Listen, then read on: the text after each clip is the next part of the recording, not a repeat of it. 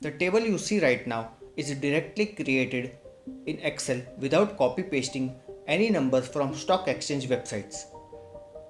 In this video, you will learn how you can create this type of table and how you can refresh it regularly to keep an eye on your portfolio. So stay tuned.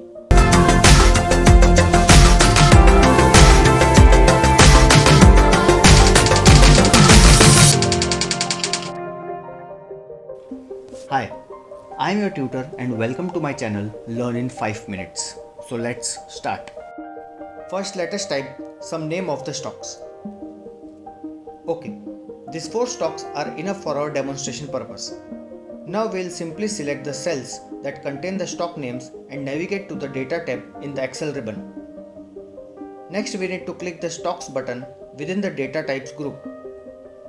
When we click the stocks button, Excel will attempt to convert all the selected cells value into stock data types. If Excel needs help, it will provide suggested options for our entered value in the right pane.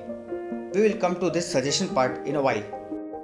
Before we fetch the data for our stocks, let us convert our data set to table by pressing Ctrl T. This will save our time in copy pasting our formulas in all the rows. Now that we have linked stock data types set up in the worksheet, we can begin to add fields containing additional information about the stocks in our dataset. When we select the cell that is linked to stock data, we can see a small add field icon in the upper right hand corner of our selected cell. If we click the icon, we can see a list of various fields that we can add associated with that stock. Let us select open field and this will be added in the right of our current data set. Now let us add few more data points. In case you wish to use this data to keep an eye on your portfolio, then we can just add a holdings column besides the price column, and further let us add one more column of total value and multiply price with holdings and get the value of our holding. There are times when Excel doesn't recognize our stock name, or there are multiple companies starting with the same name. In such cases, Excel provides us suggested options for our entered value in the right side pane in this manner. We can just select our company from the list and rest all will work in the same manner as we saw earlier in this video. The stocks data types are considered linked data types. This is because they refer to an online data source. Once we convert text to a linked data type, an external data connection is established in the workbook. That way, if the data changes online, we can update it by refreshing it in Excel. To refresh the data, we need to right-click the cell with the linked data type and click refresh.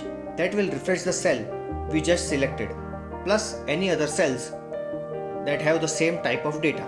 If we want to refresh all linked data types and all data connections that might be in the workbook, including queries, other data connections or pivot tables, we can click data and refresh all, or we can even use shortcut Ctrl Alt F5. There is also a way we can incorporate VBA code to automatically refresh the file's stock data every time we open our workbook. Just copy the code from the description box below and paste it in this workbook, Microsoft Excel Objects folder within the Visual Basic editor by pressing Alt F11. Let me demonstrate one more feature of stock cards here before I end this video.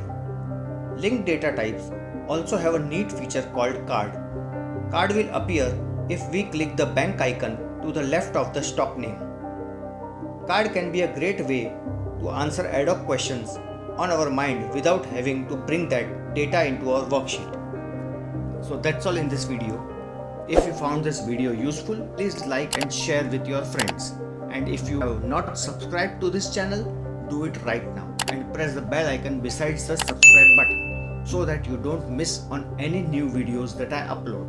Thanks for watching.